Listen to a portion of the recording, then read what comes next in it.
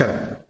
തലസ്ഥാനത്തെ മേയർ ചർച്ചകളൊക്കെ ബി.ജെ.പി തൽക്കാലം അവസാനിപ്പിച്ചു എന്നാണ് അറിയാൻ കഴിയുന്നത്. അതായത് പുതിയ നീക്കം ബി.ജെ.പിയെ വെട്ടിലാക്കിയിരിക്കുന്നു. നേരത്തെ തിരുവനന്തപുരത്ത് ഒരു ഇടതുപക്ഷ ജനാധിപത്യ മുന്നണിയുടെ നേതാവ് വെമ്പായം നസീറുമായി ഞാൻ ഫോണിൽ സംസാരിച്ചിരുന്നു. ആ സംഭാഷണം ഞാൻ നിങ്ങളിലേക്ക് എത്തിച്ചിരുന്നു. ചില ചർച്ചകൾ നടക്കുന്നുണ്ട്. കോൺഗ്രസ് തയ്യാറാവുകയാണെങ്കിൽ ഇവിടെ ബി.ജെ.പിക്കെതിരെ UDF-ഉം LDF-ഉം ഒന്നായി നിൽക്കും, അതിനുള്ള സാധ്യതയുണ്ട് എന്നാണ് അദ്ദേഹം അന്ന് വ്യക്തമാക്കിയത്. അതിനുശേഷം ചർച്ചകളൊക്കെ മാറിമറിഞ്ഞു. ഗോവിന്ദൻ മാഷ് കുതിരക്കച്ചവടത്തിനില്ല, കൂടുതൽ സീറ്റ് നേടിയ ആളുകൾ ഭരിക്കട്ടെ എന്ന് വ്യക്തമാക്കുകയും ചെയ്തു. എന്നാൽ ബി.ജെ.പി ഒരിക്കലും പ്രതീക്ഷിക്കാത്ത, ഒരിക്കലും ചിന്തിക്കാത്ത ഒരു നീക്കമാണ് അണിയറയിൽ ഈ സമയത്ത് നടന്നിരുന്നത്. എന്നാൽ ബി.ജെ.പിക്ക് അതിശക്തമായ തിരിച്ചടി തന്നെയാണ് കിട്ടിയത്. നേരത്തെ ഞാൻ പറഞ്ഞിരുന്നു, ബി.ജെ.പി അധികാരത്തിൽ എത്തുന്നതിന്റെ ഭാഗമായി നരേന്ദ്രമോദി തിരുവനന്തപുരത്തേക്ക് വരാൻ ഉദ്ദേശിക്കുന്നുണ്ടെങ്കിൽ കാത്തിരിക്കണം, വരട്ടെ എന്ന് ഞാൻ പറഞ്ഞിരുന്നു. എന്തായാലും അത്തരമൊരവസ്ഥ തന്നെയാണ് ഇപ്പോൾ നിലവിൽ വന്നിരിക്കുന്നത്.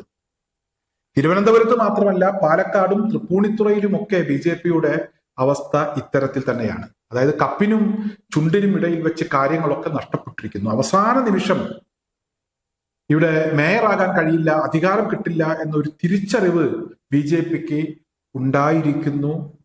കുപ്പായം തുന്നി കാത്തിരുന്ന ശ്രീലേഖയും VV രാജേഷും തൽക്കാലം മേയറാകാൻ അവർക്ക് കഴിയില്ല എന്ന ഒരു തിരിച്ചറിവ് അവർക്കുണ്ടായിരിക്കുന്നു.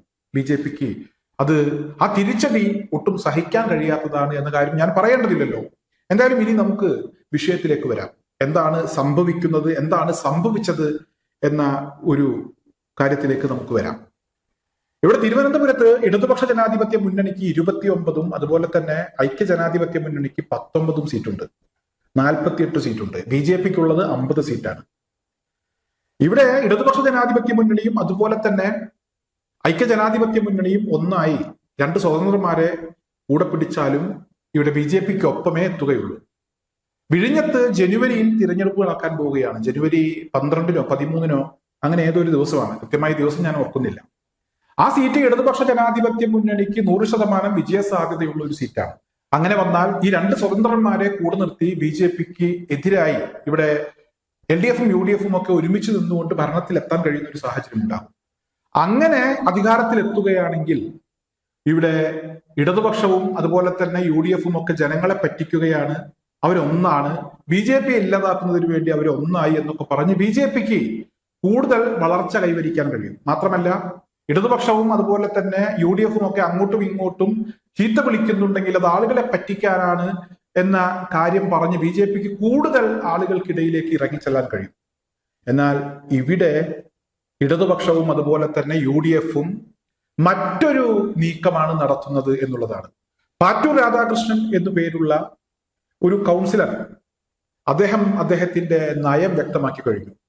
തിരഞ്ഞെടുപ്പിൽ അദ്ദേഹം വിജയിച്ച സമയത്ത് തന്നെ മന്ത്രി V ശിവൻകുട്ടിയെ അദ്ദേഹം നേരിട്ട് സന്ദർശിച്ചിരുന്നു. ഇപ്പോൾ ഈ പാറ്റൂർ രാധാകൃഷ്ണൻ പറയുന്നത്, ഞാനൊരു സ്വതന്ത്ര സ്ഥാനാർത്ഥിയാണ്, ഞാൻ ഏതെങ്കിലും മുന്നണികളെ പിന്തുണക്കണോ അല്ലെങ്കിൽ ഏതെങ്കിലും മുന്നണികൾ എന്നെ പിന്തുണക്കുന്നുണ്ടോ അതൊന്നും എന്നെ സംബന്ധിച്ചിടത്തോളം ഒരു വിഷയമല്ല. ഞാൻ എന്തായാലും മേയർ സ്ഥാനാർത്ഥിയായി മത്സരിക്കാൻ ഉദ്ദേശിക്കുന്നു. ഇനി ഇടതുപക്ഷത്തിനോ UDF-നോ ആർക്കു വേണമെങ്കിലും എന്നെ പിന്തുണക്കാം. ഈ പറഞ്ഞതിൽ എല്ലാം അടങ്ങിയിട്ടുണ്ട് എന്നുള്ളതാണ്. അതായത് സ്വതന്ത്ര സ്ഥാനാർത്ഥിയായിട്ടുള്ള പാറ്റൂർ രാധാകൃഷ്ണൻ മേയർ സ്ഥാനാർത്ഥിയാവുകയാണെങ്കിൽ ഇടതുപക്ഷത്തിനും അതുപോലെ തന്നെ UDF-നും ഒക്കെ ഈ പാറ്റൂർ രാധാകൃഷ്ണനെ പിന്തുണക്കുന്നതിൽ യാതൊരുവിധ പ്രയാസവും ഉണ്ടാകാനുള്ള സാധ്യതയില്ല. കാരണം അദ്ദേഹം സ്വതന്ത്രനാണ്.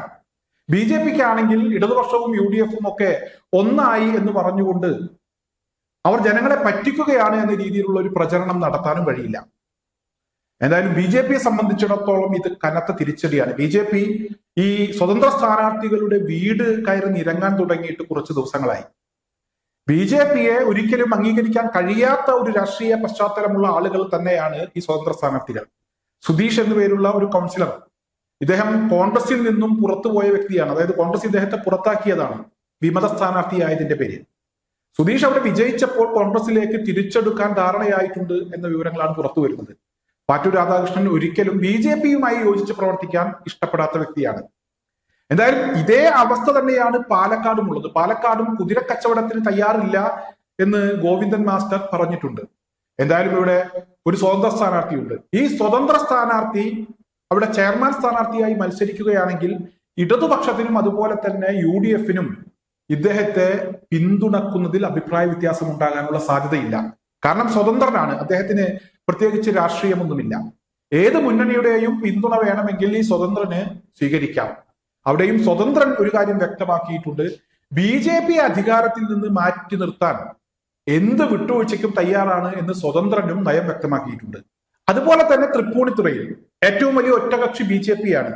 LDF-ഉം UDF-ഉം ഒരുമിച്ച് നിൽക്കുകയാണെങ്കിൽ BJP-യെ അധികാരത്തിൽ കൊണ്ടുവരാതിരിക്കാൻ കഴിയും. CPIM പരസ്യമായി കോൺഗ്രസിനോട് പിന്തുണയും തേടിയിരുന്നു. എന്നാൽ DCC പ്രസിഡന്റ് പറഞ്ഞത്, എറണാകുളം DCC പ്രസിഡന്റ് പറഞ്ഞത്, ഒരിക്കലും CPIM-നെ പിന്തുണക്കുന്ന പ്രശ്നമില്ല, ഞങ്ങളുടെ പ്രധാനപ്പെട്ട ശത്രു CPIM ആണ് എന്ന രീതിയിലാണ്.